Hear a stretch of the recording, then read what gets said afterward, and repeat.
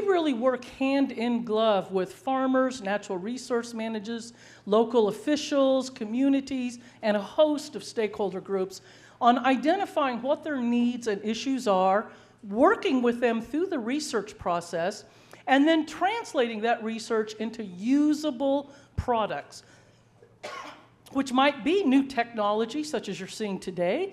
It might be curriculum for our youth or adults. It might be new best practices for agriculture, or it could be a host of other things, whatever the community needs. We've been doing this for over 150 years, really. Here in California, we celebrated our sesquicentennial a couple years ago, and by the way, it takes practice to get that word out, believe me. But we were really thrilled to do it. And I'm excited to be here today to ask Cassandra to come up here, who will tell you a little bit about herself, about the program, and why she thought Fresh Glass might be interested in what UC ANR is doing. Cassandra. Thank you, everyone. Cassandra Shag. I am the co-creator of Fresh Glass Productions, and I'm also the producer and host of Fresh Glass. Season 1 aired in 2022, and I've been keeping it a secret this whole time, but Fresh Glass is this journey of storytelling with women and people of color in food, beverage, and entrepreneurship. And luckily, in its first season, we were Emmy nominated and received an Emmy for the show, which is why we're here for a second season. Thank you. So I live in Escondido, California, and how I was connected with UCANR was through Gabe and Lon, and with the city of Escondido. And as a business owner and living in that city, agriculture is a very big thing. And I got the idea of this episode after meeting a dear friend by the name of Chris Burrows, who's the founder of Garden 31, and you'll learn more about him in this episode. But I thought it would be a great idea to put this together because I know that UCANR is doing phenomenal things. And that story, and Chris's story, is a reason why UCANR would be a big help to both Chris and his organization and farmers and agriculture as a whole. So Glenda graciously said yes. And we had a great journey and a ride. So, Fresh Glass, season 2 just premiered. This episode will air on Halloween, so you can stream it on the PBS app. And then in January or February of 2025, this show, both seasons will go to national syndication through American Public Television. So it will be in 50 states. So thank you again, and I hope you enjoy this episode. Great. Thank you. So we're going to have the episode start here in just a moment, and afterwards we'll be around for some Q&A. Hope you have a few questions for Cassandra. And by the way, just so you know, I hope you had a chance to get a picture with that tractor. Part of the inspiration for that is I think this episode with us is Cassandra's very first time on a tractor, which I think we're going to see in the episode. So with that, I'll turn it over to our folks. Fresh Glass is brought to you by KPBS Explorer. Visit California. California, the ultimate playground.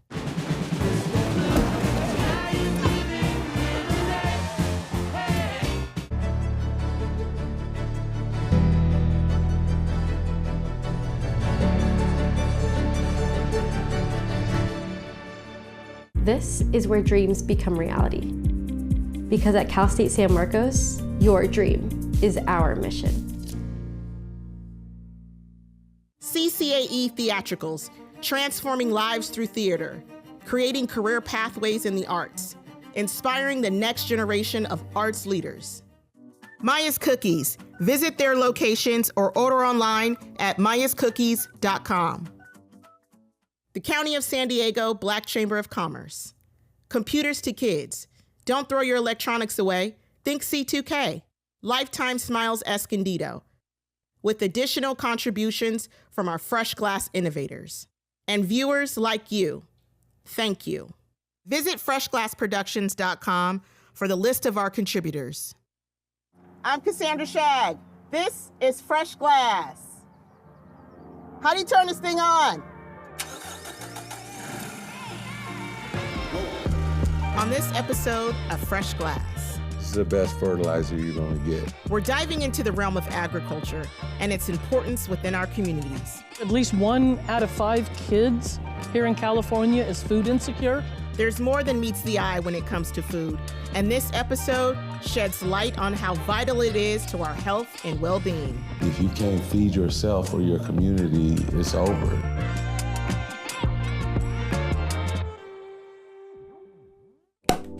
Cheers. I'm Cassandra Shag, entrepreneur, advocate, and enthusiast. Food, beverage, and entrepreneurship are growing, with diverse innovators creating brands and making a name for themselves. We're the McBride sisters. Join me exploring unique flavors, captivating stories, and the entrepreneurial spirit of America's tapestry. I'm creating a space for people who look like me to share their stories and their spirits. This is Fresh Glass.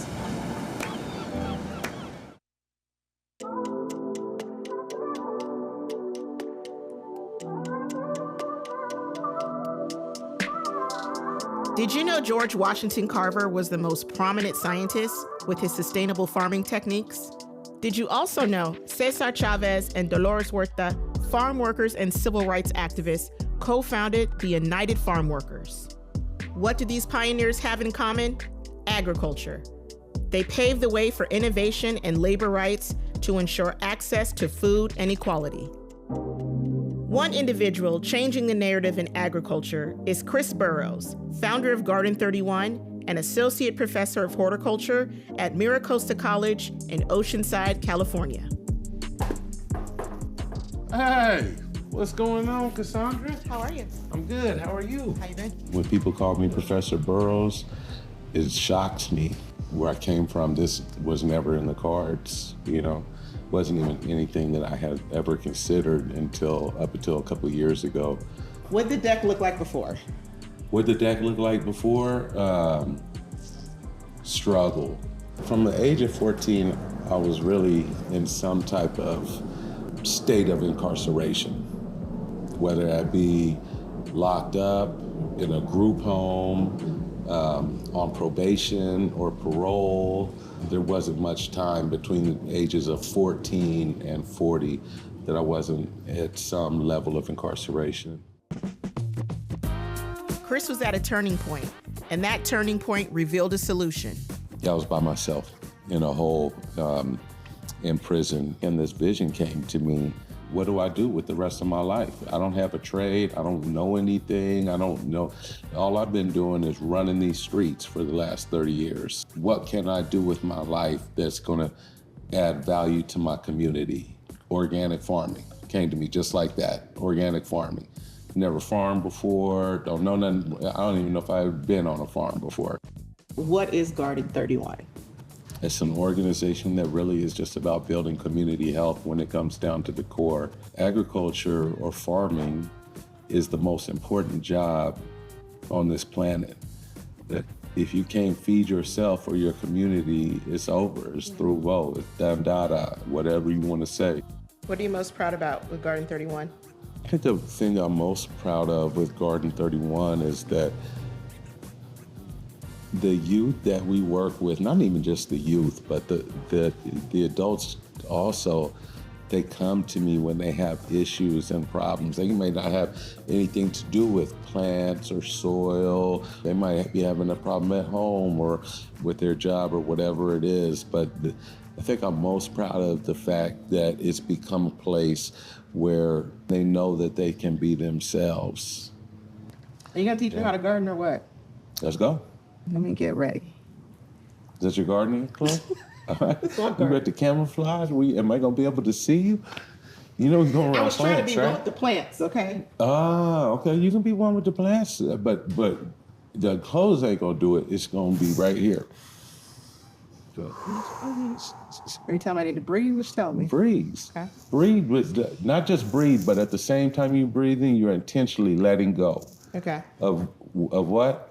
Whatever's there.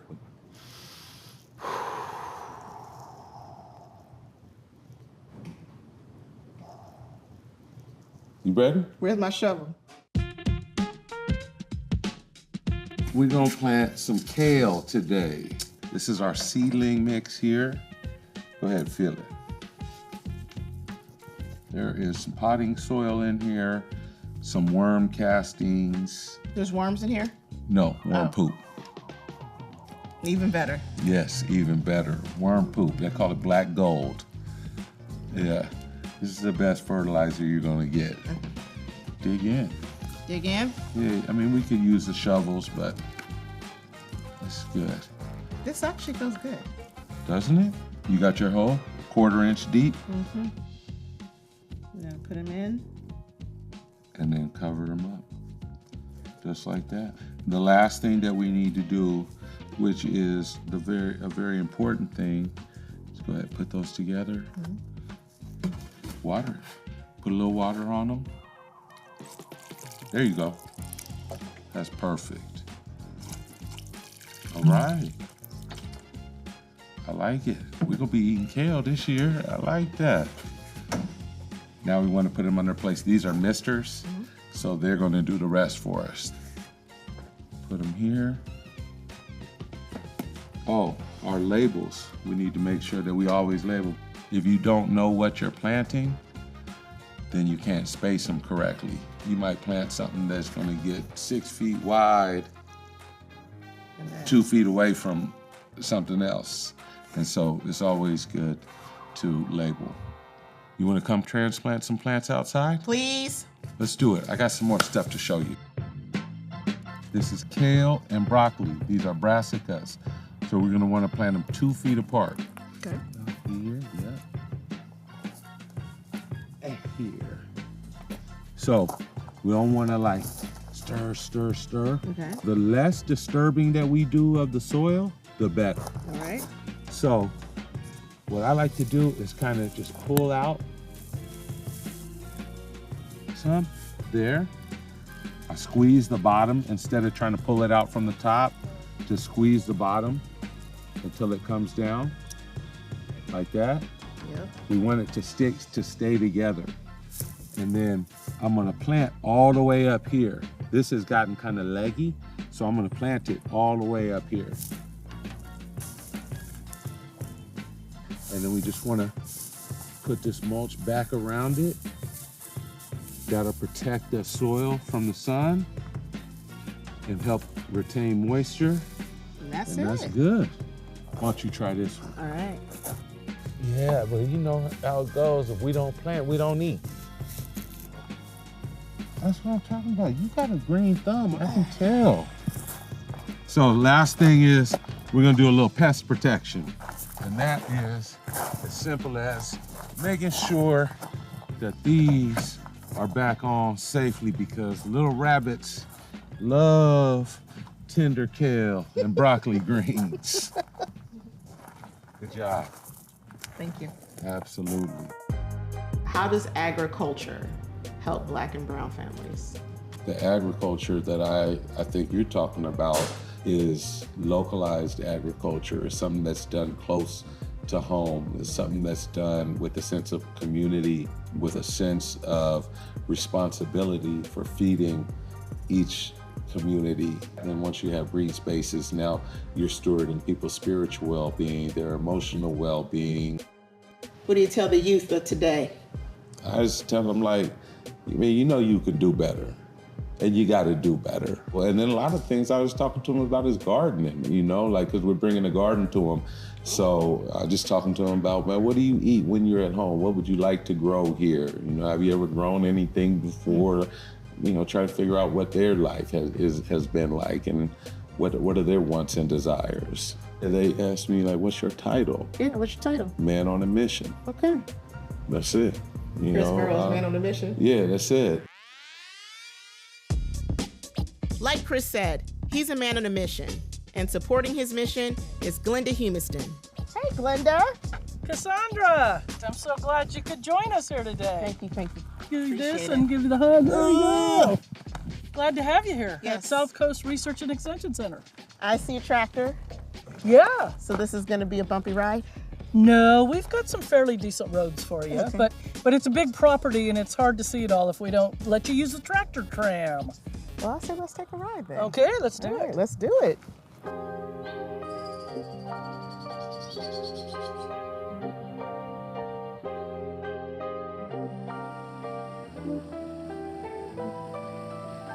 driving up here, I noticed part industrial in the very beginning, housing, and then I come across this farm or this land.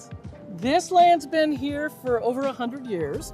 And actually, what's really amazing about it, it's one of 9 research extension centers we have around the state, from the Oregon border down to the Mexican border, each one in a different bioregion so we can facilitate different types of research. What is the mission of UC ANR? Basically, help California have thriving communities, sustainable agriculture, healthy ecosystems, and prosperous economies. I don't think people really understand how agriculture affects, our daily lives. You see it at the grocery store, but you don't know what happens before it gets to the grocery store. People don't always make the link between agriculture and the food they buy. I think they sometimes think it comes from a machine in the back room or something. And what's even tougher is the natural resource aspect. Because people in cities like this don't always realize that those mountains far, far away are producing 60% of the water the state utilizes. And a chunk of that water is used for growing food. In the last decade, California faced wildfires, droughts, and earthquakes that threatened agriculture, prompting the creation of Vision 2040. Talk about Vision 2040. What we're really looking at is what are the big issues and challenges for California for the next 15 years, and what could and should we be doing to help find solutions to those challenges and, helping our communities thrive. Care to share some of those challenges? Oh, goodness. Top 2. I feel like water's one. Well, water's always an issue, but it's hard to do a top 2 in California because, now with fire and flood, disaster is an issue. Yeah. Workforce is a huge issue in ag and natural resources. A lot of people don't think about that as a career path, even though there's really outstanding career paths in it. According to the United States Department of Agriculture, farm labor in 2020 accounted for 64% Latinx, 32% Caucasian, 3% Black, and 1% Indigenous or Alaskan Native.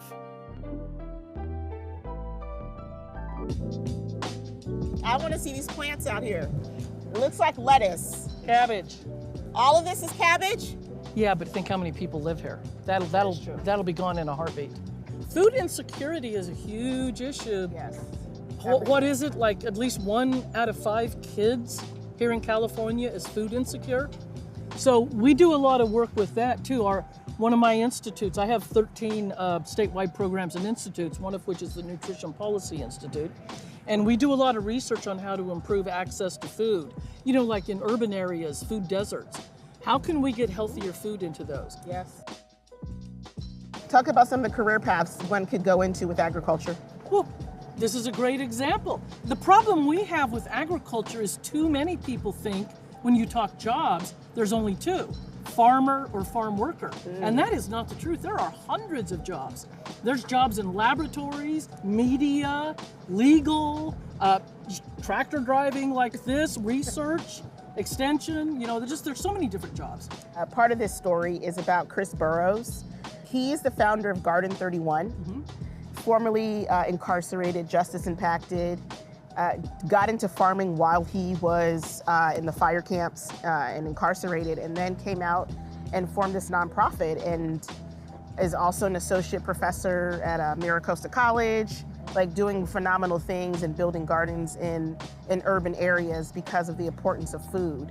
How does someone like UC ANR support someone like Chris? A couple different ways.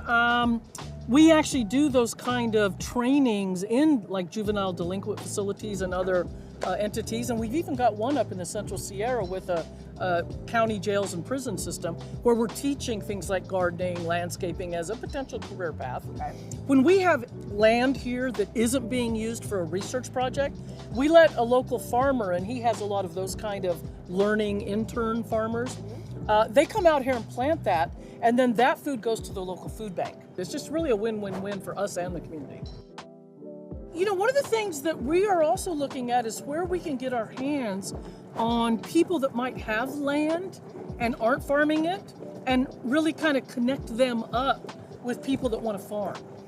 Center for Land-Based Learning does that. There's another organization we work with in California called California Farm Link, which is kind of like a Match.com for farmers and landowners. So it literally does help them find each other.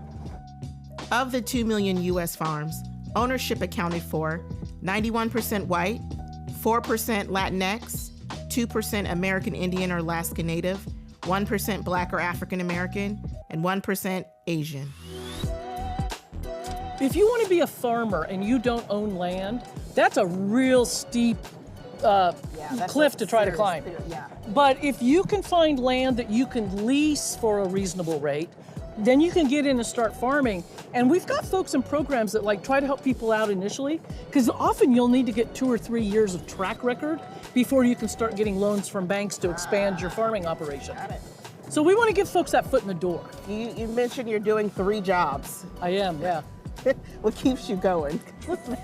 This is a lot. Well, because I love, how could you not love doing this? I mean, I want to see these plants out here. So we have cabbage, broccolini. Do we have avocados here? no, that's over there. Oh. Those are trees. Oh, I want to take a look at those. Yeah, we need to go to the avocados next. Avocados.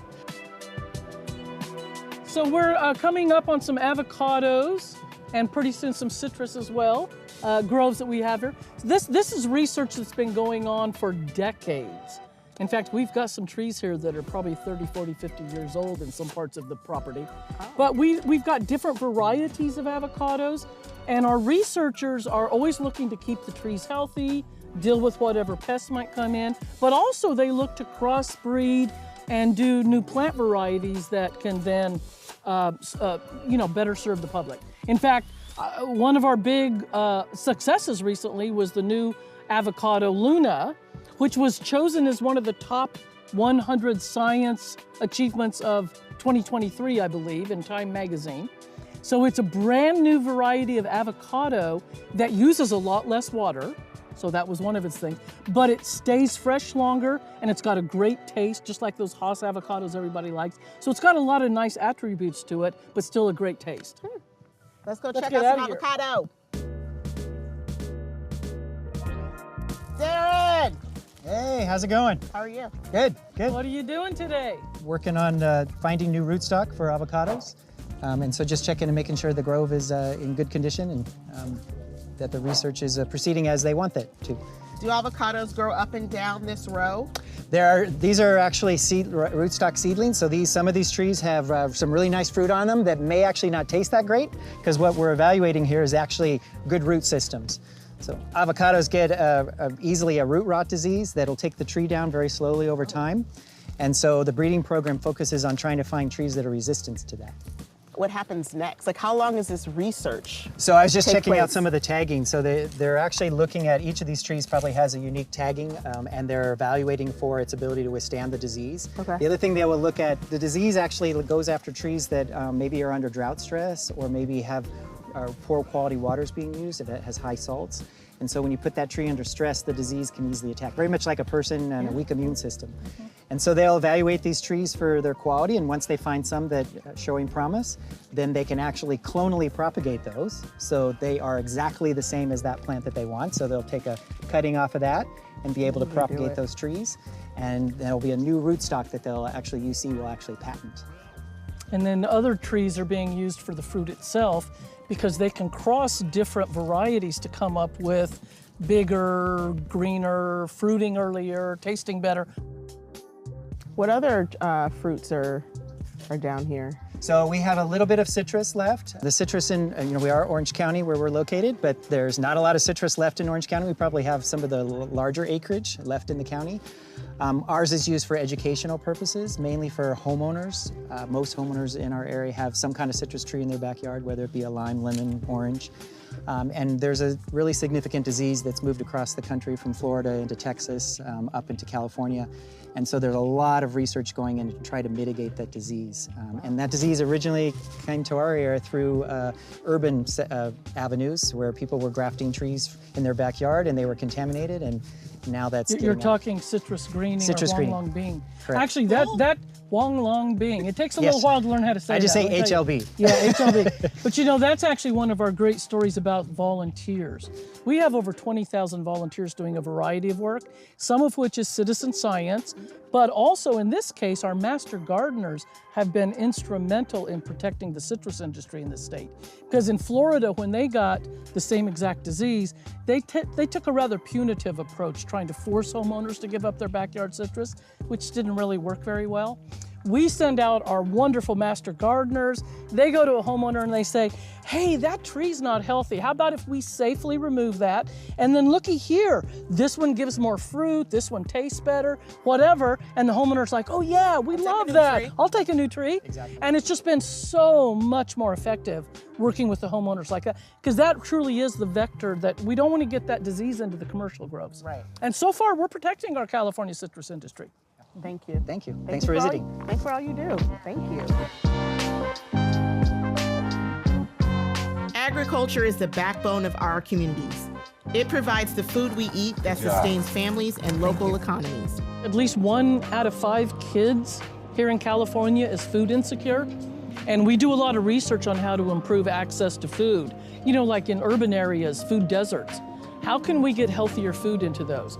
Supporting the initiatives of Garden 31 and UCANR ensures food security, sustainability, and a future to thrive. What would today Chris, founder of Garden 31, tell Chris at 15? Buy all the Michael Jordan rookie cards you could get and hold on to them and keep them in good condition. I ain't playing. Yeah, I'm dead serious. If I had a time machine, that's what I'd do. I think about it sometimes. I would like to go back and do this and do that and not do this and not do that. And I think about it and I'm like, but then who would I be? So I guess as hard as it is to say, I'd do it all over again. Now it's your turn to do your part. Thank you for tuning in to this episode of Fresh Glass.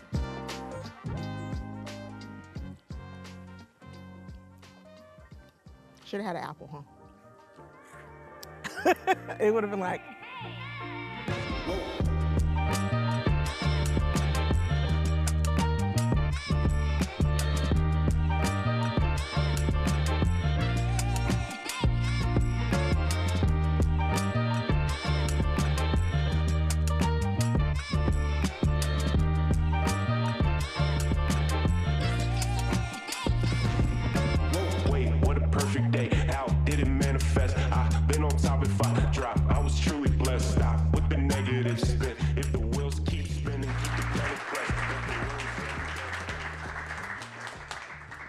Thank you all so much, and congratulations to Cassandra, Glenda, our South Coast Rec, everybody who's doing the incredible work there.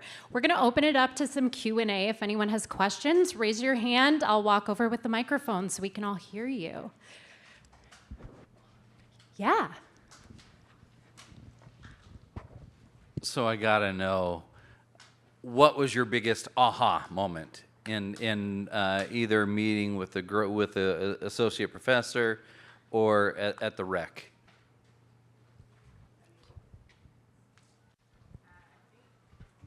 There we go. Aha moment.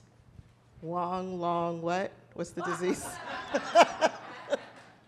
You know, it's really hard to like pinpoint. I think this was definitely a learning experience for me. And then come here and you're like, now it all makes sense. Like the puzzle pieces come together. And I think, you know, everyday people who don't do this aren't gonna know until you see this, and then you'll understand how important it is. So I think the aha moment was like, yes, this show is about food, beverage, and entrepreneurship, but let's talk about food and how it even happens. So that was the catalyst for doing this.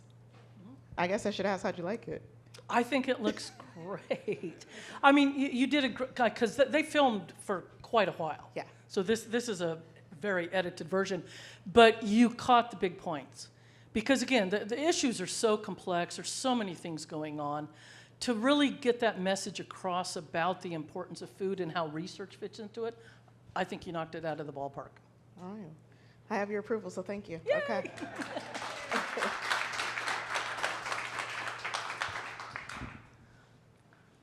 Any other questions? I'm probably loud enough. I know that at South Coast we're talking about this hub for urban living. And Glenda, I don't know if anything came up around that, or Cassandra, disciplines coming together in an urban environment with ag, and I don't, any thoughts or anything, Glenda, You know, actually, I'm not sure we even got into that while we were there. Darren Haver, who is one of our rock stars, and we got many of them, including some in the room here, that work for ANR all over the state. He's had this vision of utilizing that property as a hub for urban living, where we look at not only urban ag, but urban forestry, water management, the community relationships. In fact, that particular site also hosts the Rodent Academy. Because, you know, nowadays a lot of cities are trying to deal with not having green waste go to the landfills, and composting and other alternatives are being explored. Well, when you start composting and dealing with food waste, what do you get?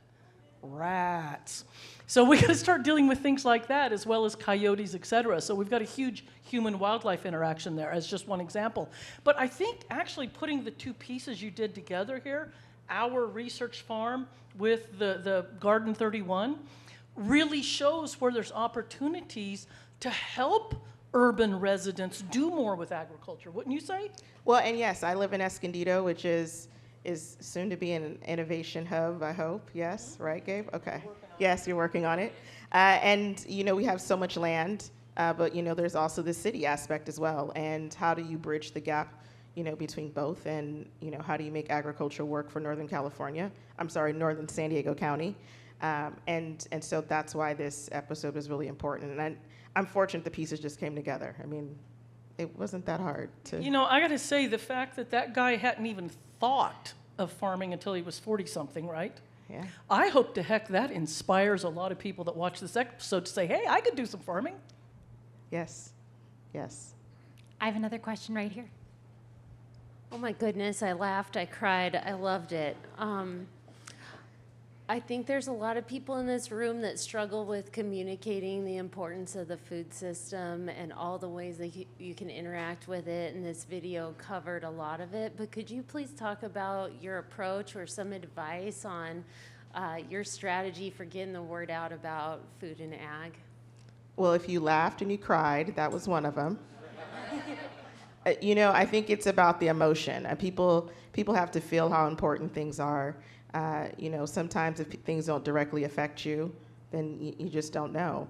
But if you see this and you're saying this individual got a second chance, he wanted to bring value to his community, UCANR does that across the state, and how could you bridge the gap to do both?